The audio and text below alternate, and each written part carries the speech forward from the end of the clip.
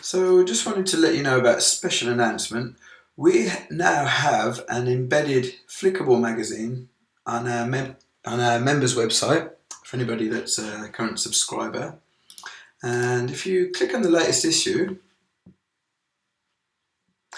you will get a link like this where you can basically read the virtual magazine.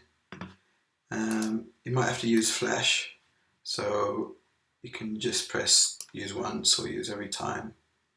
So what you're going to see here is a clever Flickable magazine that loads on your desktop or your smartphone. For those of you who haven't got iPhones or Android tablets, this is a nice little thing in between that you can use. And for those of you who can't download the PDFs for whatever reason, whether you're using a work computer or for whatever reason, you can use this method. At the bottom it's got a nice little scroll bar, so you can scroll in and out to get the text size the way you want it. And you just press the right and left button to scroll through different issues. You can print the pages from here.